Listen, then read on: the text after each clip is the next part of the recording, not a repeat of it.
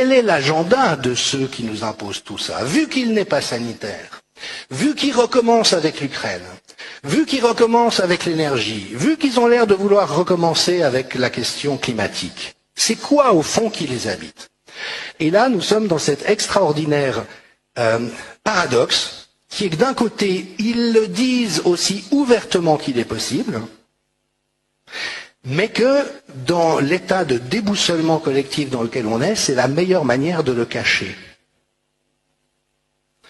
Et ils le disent, ce qu'ils veulent, c'est une identité numérique qui permette de faire en sorte que chaque déplacement, chaque mouvement, chaque achat, chaque acte de chacun puisse être surveillé en permanence.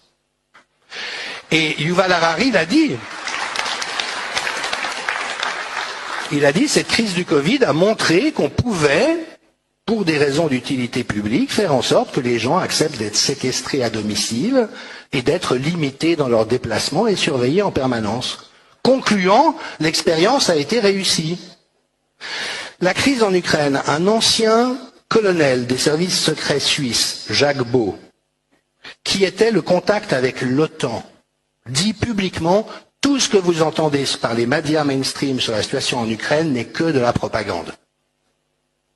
L'ancien contact de l'OTAN. Vous voyez, on ne fera pas de moi un pro-Poutine et un pro-guerre, c'est toujours des populations civiles qui subissent les conséquences des guerres. Mais tout ce qu'on vous dit jour après jour dans les journaux et les télévisions est archi faux et n'a pour but que de vous faire accepter des choses que nous devrions tous refuser.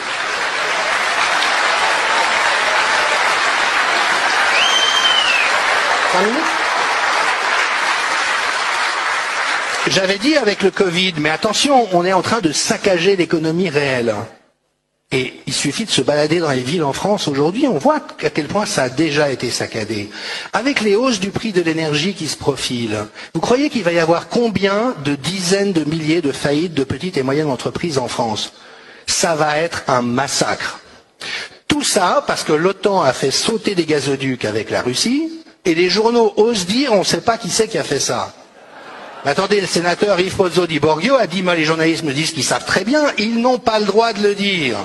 Ils n'ont pas le droit de nous dire que nous sommes en train d'être pris en otage par un gouvernement sociopathe qui veut nous mettre à genoux, qui veut nous plonger dans la misère et qui veut s'arroger les pleins pouvoirs sur nous.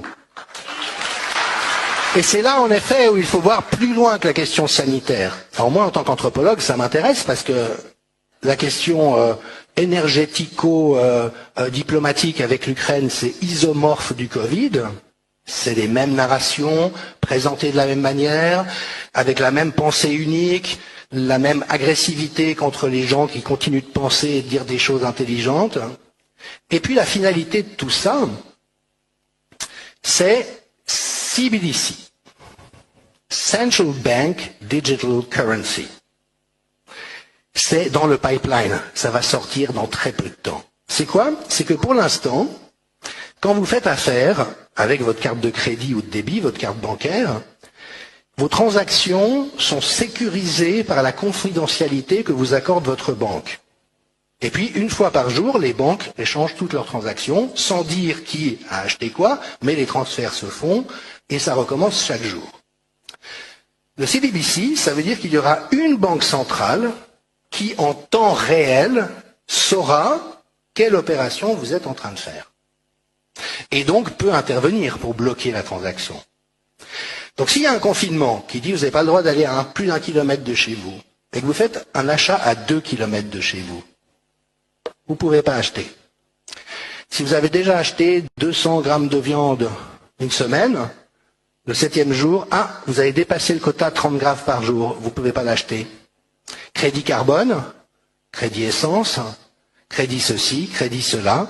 Et le jour où ces géants vous coupent l'accès à votre monnaie numérique, eh ben, vous n'avez plus aucun moyen de subsistance. Alors, il faut bien comprendre que derrière ce gouvernement mondial qui se met en place, tous les dirigeants de nos pays sont des pantins d'un cercle qui s'appelle le World Economic Forum, que personne n'a élu, qui représente les plus riches, les plus mafieux, les plus sans foi ni loi. Ils se sont accaparés le pouvoir dans tous nos pays. Ça n'est plus le peuple qui décide, Est-ce que la France a approuvé le traité d'Union européenne?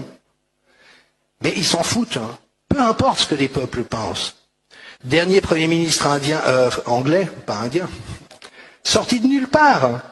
Il n'a jamais rien fait, il n'a jamais milité, il n'a jamais rassemblé des gens autour de ses idées. Ça n'est qu'un pantin du World Economic Forum. Et ces gens disent très clairement ce qu'ils ont à l'esprit. Ils veulent robotiser les êtres humains, réserver le meilleur de l'existence à un groupe extrêmement restreint, et cela passe par l'instauration d'une identité numérique, du crédit social, qui fait que demain, s'ils peuvent savoir que vous êtes venu à une assemblée comme celle-là, vous n'aurez plus accès à votre compte bancaire pendant une semaine. C'est ça le monde qu'ils sont en train de préparer, si on recoupe toutes les hypothèses qui sont sur la table et ce qu'ils disent eux-mêmes ouvertement. Le Forum économique mondial a des ressemblances extrêmement troublantes avec le nazisme. C'est la même idéologie, le transhumanisme et le nazisme, c'est la même idéologie, les sous-hommes, les surhommes.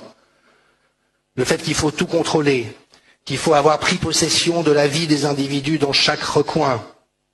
Les nazis se sont réinfiltrés après la guerre dans le gouvernement américain, dans les réseaux de recherche scientifique américaine, à l'ONU, Kurt Waldheim, ancien nazi, Commission européenne, un des premiers commissaires, était un nazi.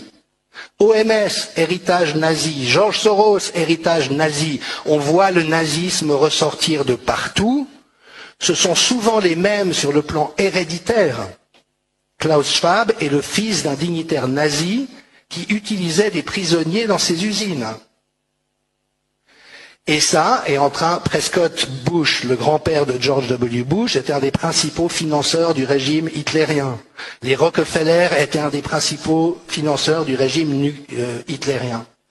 Donc, je n'affirme rien à ce stade, mais on a un faisceau d'éléments très inquiétants et qui commencent à être probants, qui laisse entrevoir que nous sommes probablement face à un retour de la pieuvre. C'est-à-dire que ce monstre que nous croyons avoir vaincu en 1945 est de retour, sous un autre visage, avec d'autres leviers, mais la même intention finale, c'est de pouvoir prendre un contrôle absolu sur la population. Alors,